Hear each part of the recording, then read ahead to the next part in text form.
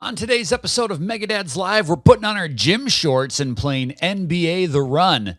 We're previewing Assassin's Creed Black Flag. And in our caboose recommendations, we're talking about a book. Weird. Let's start the show. Adam. Yeah. I had too much sun. It's summer, it's beautiful. I'm out there, but I'm getting the radiation. So I showed up to the recording session just like drained. Has the sun just drained you when you just been out there? I mean, you look like no offense, a white sheet of paper. Yeah, I tried to avoid outside as much as humanly possible. Megadads Live is a mature-rated podcast. It's for the Megadads, the Mega Moms, but not the Mega Kids. So put on those earmuffs and let's go!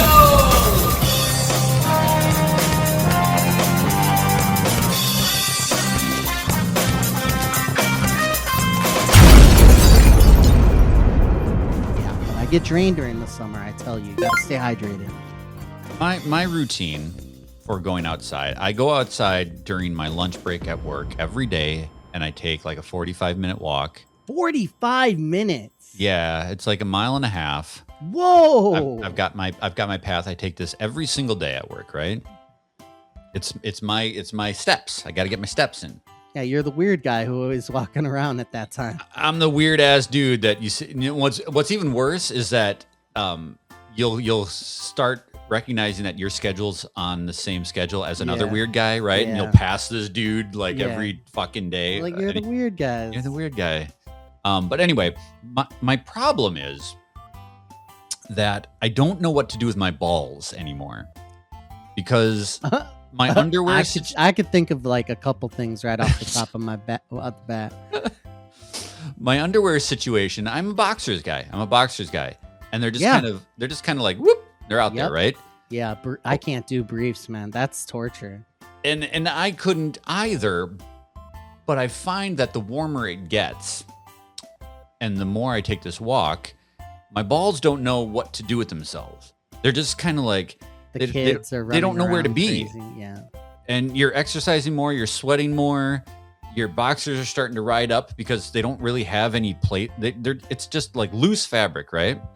So for comfort level every day, it's like, yeah, boxers. But I find that my balls just don't know what to do now when I go on this walk. And so I find myself walking, I'm going down the street, the busy street, cars are going by me, and I'm adjusting my dick, and I'm just like tucking and pulling and yanking this thing out because it keeps getting like trapped or stuck in weird places. Now I know you're the weird guy. And I don't want to be that weird guy. No, I'm already the weird guy in the walk. I don't want to be the weird Adam. guy. He has to go every day to touch himself. Yeah, I'm on my gropey, touchy walk. Like I'm the guy who's touching himself. The gropey walk. The touchy walk. I'm the guy who's touching himself in the street corner now. So I'm 45 years old. Do I change? Old man Adam. No. Do I change my underwear routine, my strategy? I thought yours says, should I change? Just like period. Like as a person. I'm like, I think, yeah. Can you do that? Can you just like change underwear strategy in your 40s? No, I think that ship has sailed. I mean, if you're going to experiment with underwear, you got to start doing that in college like everybody else. Right. As you get older, do the balls go they fall further away? It's definitely like they're descending, they're extending. Something. They are it's like it's changing forms. They used to be so taut. You know what I'm saying? And now it's like a tube sock with two pool balls in there. Oh man, I swear the tight nutsacks are like wasted on the youth. Fucking you know what right. I mean? So much is wasted on the youth. They have no idea how good they have it with their balls. So you're boxers too. I am boxers. Yeah, I can't keep everybody locked up like that. It would feel wrong. I think you should go to a nude beach, Adam. Like that's where you're gonna be the happiest. God. They'd be hitting my knees. We talk about your testicles quite a bit. Speaking of talking about my dick on the podcast, Apparently my mom caught wind of one of our YouTube shorts where I was talking about my balls because she sent me a text message asking me if I was out of my goddamn mind putting that kind of thing on the internet. And I was like, yeah. Yeah, it's hard. More than 12 years ago, Megadad started as a place for an older generation to go to talk about their love of video games. We know that just because you get older doesn't mean you stop having fun, and gaming will always be our passion. But just as people grow and change over the years, so has Megadads, and that's why today's Megadads celebrates fun, fully grown. We know your interests are broad, ours are too, and while video games will always be at the core of what we do, we're dedicated to showing you all the ways we celebrate fun, fully grown here at Megadads. Whether it's playing the latest video games, checking out the coolest movies, finding the rarest cards, unboxing amazing collectibles, or simply exploring the world around us. You can be sure you'll get coverage of the best that life has to offer. There's so much to enjoy in this world, and we here at Megadads are dedicated to showing it to you. So subscribe today and come by every day, because this is Megadads, fun, fully grown. Anyway. So we recently went to an amusement park with Lily called Santa's Village.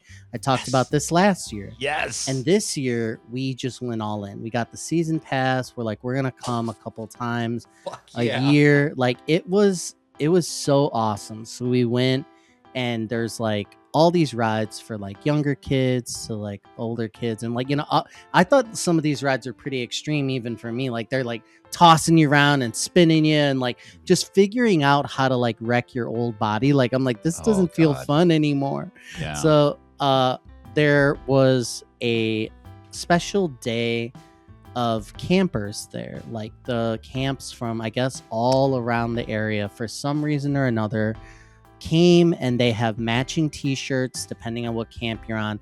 So then they're all like neon, so you will see like 30-40 kids just in a row, like screaming, just like walking through. And then the chaperones are like, little summer camp counselors, and they got to be like, I don't know, they're teenagers, like 12, 13, 14, something crazy, like not old enough to be watching 40 kids. Right. And there's multiple groups of these. So sometimes you'll see they'll have something manageable, like 3-4 kids. Sometimes again, the 40-50 kids. Parent of the Month award like goes to the stand-in camp counselors. Did you ever go to camp, Adam? Did you ever do camp as a child? I never did camp as a child, but I worked in this childcare industry for 10 years. So I was one of the teachers, one of the instructors that would bring these kids to these, and it is a fucking nightmare. It is. How many crazy. kids should somebody be watching at an amusement park? Because it's different if they're like, oh, I'm watching kids in a room, it's locked, or there's only one entrance exit. If you are in a crowded ass amusement park, how should let's say a 15, 16-year-old be in charge of 40 children at this amusement park? I saw the number of kids that these kids were watching, and I was like, this is absolute insanity. There is like a legal answer to this question. I'm sure. Oh, is there? Is it legal? It's different state by state, but yeah, in Minnesota, it's a ratio of 10 kids to every one adult. What? That's crazy. I saw incredibly big groups. And not only that, then the kids are just old enough to be telling off the counselor. Like they're like, oh, like, no, Brandon, don't like climb that rock or whatever. And they're like, F in the F, like they're just like telling this dude off. And I'm just like, oh my God. So not only are you with a bunch of kids, some of the kids are like for the streets and like super bad. Well, the truth of the matter is that these instructors, these teachers are probably horny ass teenagers, and they're probably off humping on the tilt-a-whirl. So they're ditching the kids. They're like, oh yeah, I was trusted with 40 human beings. Yeah. Let me a little just bit go. of grinding in Santa's Village. Yeah. Okay. Going down the chimney. So you got it over. So I I'm amazed by people who can, like, teachers, childcare people who can be in rooms with like 20, 30, 40, 50 kids. Like, just being in the room with them, even if I'm not in charge, I wouldn't know how to do. Like, how do you manage that? You know what I mean? I don't even like being in the room with my own kids, and there's only 2 of them. It's getting a lot of little crowded in here, kids. Yeah. Go outside, for the love of God. This program is powered by Megadad's Boost, our public support program. You can join at patreon.com/Megadads. For over 10 years, Megadads has been bringing you the best in podcasts, reviews, interviews, family fun, and so much more. As an independent media organization, we rely on audience members like you to help support what we do, to ensure that Megadads can continue to bring you the great content that you enjoy. If you've been watching, listening, or playing along through the years, please consider lending your support by becoming a member of Megadads Boost. Memberships start for as little as $1 a month, and you can start collecting your Boost rewards from day one. Rewards like art cards, early access podcasts, reviews, gameplay clips, and so much more. Please visit patreon.com/Megadads and become a member today. You can help us continue to make more of that Megadads coverage you've loved over the last 10 years well into the future by becoming a member of Megadads Boost. Should we talk about a video game? Yes, let's talk about a video game. Hey, yo, welcome to Harlem, yo. Home of the Mecca of basketball, Rucker Park. The asphalt doesn't lie, the crowd don't hold back, and the coldest survive. You want a crown? Bang, bang. Tres, dos, one. All right. I have conflicted feelings about NBA The Run. This is a sports game developed by Play by Play Studios. It is an NBA title more in the arcadey vein. This is not like your sports simulation. This is more like NBA Jam, NBA Street. We talked about this not that long ago in one of our sweet release segments. It's 3-on-3 basketball. So you select from a roster of basketball all-stars. They all have their own stats. They obviously have their own skill sets that they excel at. If you pick Wembanyama, he's like 15 feet tall and can block every shot. If you pick Anthony Edwards, like I do, because he's a Timberwolf, and that's all I know, he's really good at dunking, but he's shorter. And then you go into an online space. This game is online only. There is what? No computer, dude? No offline mode. You gotta be able to play against the computer, though, right? No, I don't believe you. I don't believe you can. Every single match is online only. Oh my god! It says online PvP only. Yeah. What? So you can do this in a multitude of ways. You can either select that you want to play as your entire squad, and then you can like select between which player you are at a time with the press of a button. Or you can have other online people fill your squad, right? Okay. I originally started just controlling my entire team. I'm not a big online player. I don't like the experience of playing games with people that don't know how to play with others, right? Like, you're going to have your ball hogs. You're going to have your people that don't know how to pass, don't know how to play the game, and then they're going to drag your experience down. The problem with NBA The Run is I suck at it. I am terrible at this game.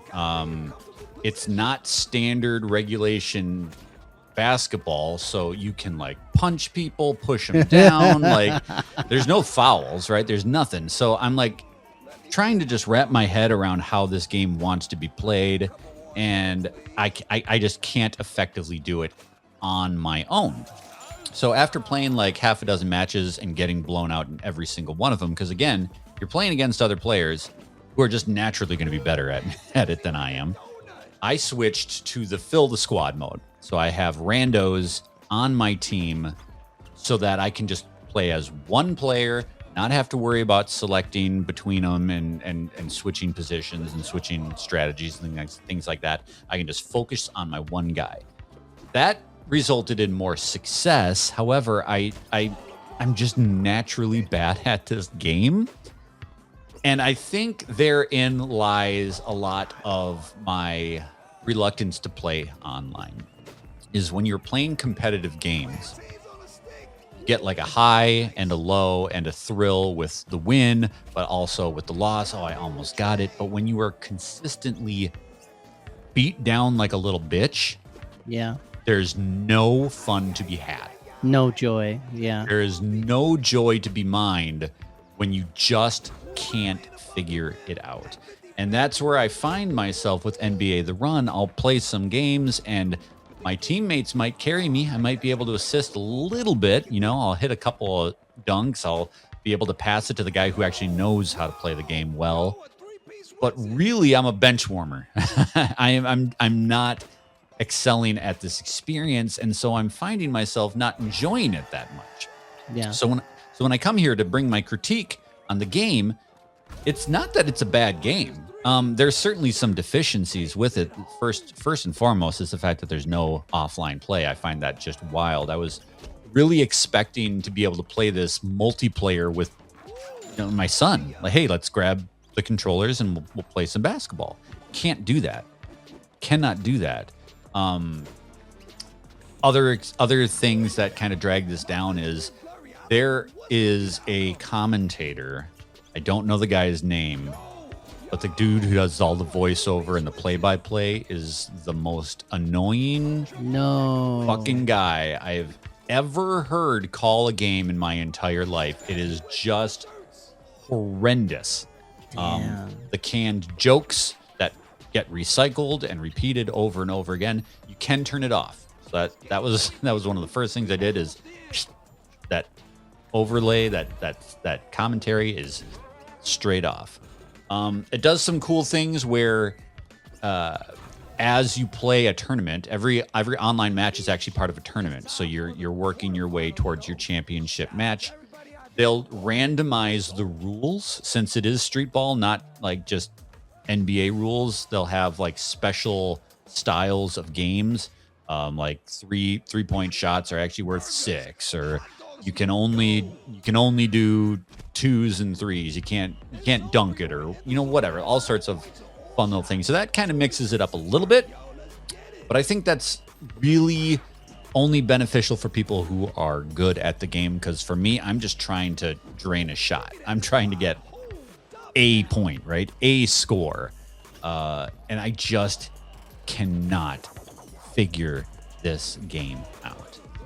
Yeah, it's interesting. Like, I was a big player of NBA Street. Volume 2 was really good as well. We played the hell out of these games. It was just one of these like arcadey, pick up and play, like simple, and the vibes were off the charts. I think that was really where it was, like the music, the style. All the criticism online seems to be like they have decent graphics, but then like the soul isn't there for the game. Like it's not getting the same like fun in the moment. It's all timing based. It's I can't figure out the timing of the shot. In a lot of sports games, they'll give you like the meter, right? Oh, like no meter. You're just kind of feeling it. Yeah. You're just feeling it, and it's all about how long you hold before you release, and that changes based on where you are, if you're in the paint or if you're shooting for 3. But there's no indication of where the sweet spot is. Yeah, maybe it's like the top of the jump. You're supposed to release at the top. I don't know. Yeah. It should feel good, though. You should get into flow. It should feel good, and I just can't figure it out. The defensive game is really confusing. Like, I've got players that I'm playing against who are jumping up and grabbing the ball as I shoot it, or swatting it out of my hands. And the game has a tutorial at the beginning. You can either play a match or you can shoot around, which is literally just shooting. So you can practice your shot, but when you're alone on the court, it's a different experience than when you've got guys in your face and you're trying to pass and get around. And there's no practice for defense at all. You cannot practice your defense, so you just have to figure it out in the heat of the game. And I don't know. It's hard for me to really come down on this game because I'm just not good at it, right? Like I see that it's doing a lot of things well. It's fun when the game's going your way, but when you're constantly just getting destroyed over and over and over again, there's no fun to be had. And so I don't know if I can recommend the game or not to people because I'm just really, really bad at it, which I knew I would be because I'm not great at multiplayer experiences, whether it's a sports game or a shooter or whatever it is. I'm typically just not that good, and I get easily frustrated, and that's where I find myself with NBA The Run. I see another comment here. It's interesting. It says, should be called shoving simulator. It's all you ever have to do is on defense, just shove people out of the way. Yeah, it's interesting. You have to ride that line of like arcadey fun slash like gameplay feels still good and competitive. No leaderboards, no skill-based matchmaking is huge. I think a lot of games need to like put you at the same level as other people that are like new. How are you going to go into an online experience like this with, you know, having casual people just mixed up with like hardcore people? It's just not going to work out with the skill level gap.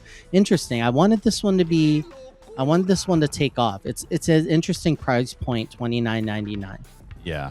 It's, you know, and maybe if, you know, all they needed was some sort of jumping off point where they teach you how to play the game. I mean, it's basketball. No tutorial, really. You think like you can figure it out because it's like, well, I know basketball, but it's all about the feel. It's all about the timing and strategy, and they don't do anything to get you warmed up for an actual game. It's just, hey, go get your ass kicked, see if you can figure it out.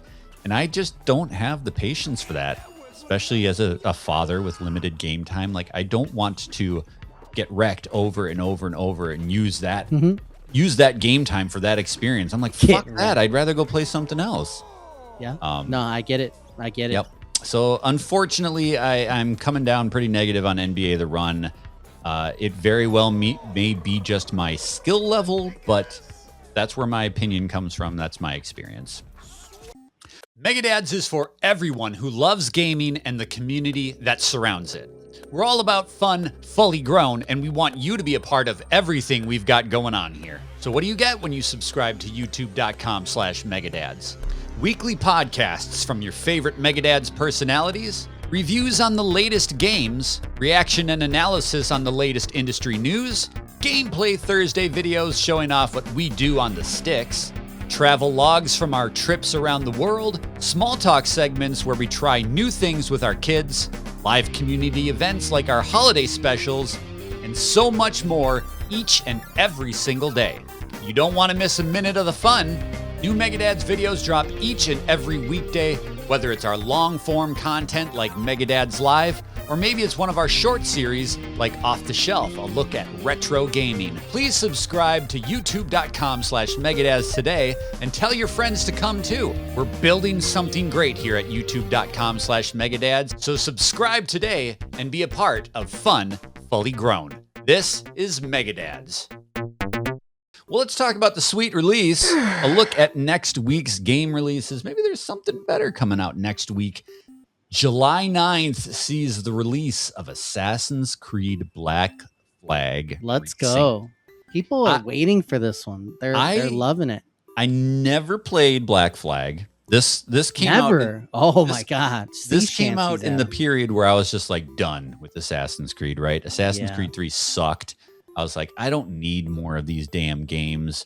And so I totally skipped this one. I assume you, from your reaction, you've played this? I have played this. Yeah, I got it. Didn't pull me in completely. Like, I remember vividly like the beginning missions and like the story and like, oh, I'm going to get into this Assassin's Creed. But then it like quickly lost. I'm not that big into pirates, Adam. I'm not that. No. I don't know what it is. But it's just, it's one of all the themes. It's just one of the ones where I'm just like not as interested in. So I think that's kind of why it lost me. I didn't think it was as special as other people did, but for some reason, it's one of the ones I remember the most, at least the opening hours that I did play. Yeah, a lot of people hype this game up, and I watched during the Summer Game Fest stuff, the trailer and the mechanics deep dive that they did in this game. And I was watching it with my son, who loved the last Assassin's Creed. What the heck was it called? The one that was set in Japan. He loved that game. And I was watching this with him. I'm like, this looks really interesting because it's so different. It is very different. You're diving deep underwater. You got the ship battles, things like that. So as somebody who has never experienced this game, I think maybe I might pick this one up. I might be ready to try this out. Yeah. So that's Assassin's Creed Black Flag. That's our pick for the sweet release for next week. And that sound is the caboose. We're coming up to the end of this episode of Mega Dads Live with a recommendation of something outside the world of video games. I have a strange recommendation for me. This is not like me. It's a book, but don't worry because I reading Adam. I did the audio book, so I'm still staying in character. Good? Okay, yeah, I'm still good. This is called Piranesi. This was recommended on another podcast that I was listening to. It is a story. Oh, how do I explain this story? Okay, so Piranesi is about a guy who lives in another reality, an alternate side world where it's a giant house filled with stone and statues, and the ocean rolls in, and the whole story is narrated from his perspective and his journal entries as he explores this house. He calls it the big house. As the story progresses, you start to realize that he's not very reliable as a narrator. His recollections and his perspectives on things seem very strange and off. And as it goes, you start to learn that this world and this character are not exactly what they seem. The story goes places. It is very interesting. It is very intriguing. So I recommend Piranesi. It's another kind of mind-twisty story.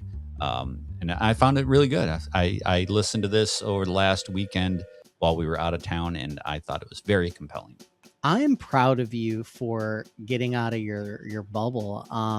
You're very cultured. You're like, ooh, I've read a novel, or audiobook. Is it reading? I don't know, but it seems like a very good subject matter. Interesting themes. Trying to do something different. Yeah, that's really good. My recommendation is also deeply cultural, and that is the remake of Anaconda, the 2025 film featuring Jack Black and Paul Rudd. Did you see this movie? So fucking good. It's so good. It was terrible. It is so good. Do not watch this movie. It was so bad. We were angry when it was over. We're like, this is trash. I'll give Jack Black some props because he as Paul Rudd is phoning in some scenes, Jack Black is right there just turning it up to 120 the way that he does, because Jack Black hits sometimes and sometimes he doesn't. It's just, you've seen it a lot, but he was just going for it sometimes, and some of the hilarity hit, but largely it's a trash. It's movie. Stupid as hell, but I loved it. Stupid as hell, and it's everything you think a Anaconda. It's not a remake. It's we're gonna make the new Anaconda is the theme of the movie. Yeah. So they're filmmakers just trying to make a movie, but that literal Anaconda with Ice Cube and J-Lo and all that, they talk about this during the movie, so it's meta. I love the pee on it scene. The pee on it. Oh my god, that was ad-libbed, I think, out of nowhere. They're just best thing about that movie. I was dying. Yeah. It's an Adam-ass movie. Yeah, this is I'm an proud Adam of you. movie. 2.4 out of 5, 5.5. It's just 48% on Rotten Tomatoes. Yeah, good stuff. And that's going to do it for this episode of Megadads Live. Thank you so much for listening and watching here on youtube.com/Megadads. Make sure you join us in the Discord. You can support us at patreon.com/Megadads. Get every episode 5 days early and ad-free. We will see you next week for an all-new episode of Megadads Live.